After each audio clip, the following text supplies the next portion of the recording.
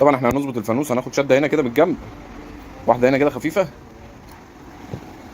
بحيث ان هي تفرد معانا دي، واحده كده هنا كده، واحده تحت برده كده، نظبط الفانوس بتاعنا ونظبط الاكسدام بتاعنا. بعد كده نكمل فيه تنعيم ان شاء الله. والفرق فتح اهو خالص، كل اللي كان قافل هنا فتح اهو باذن الله. يبقى كل اللي جاي ان شاء الله ايه، نعمل رفرف ونظبط الفرق بتاعه ايه مع الشنطه.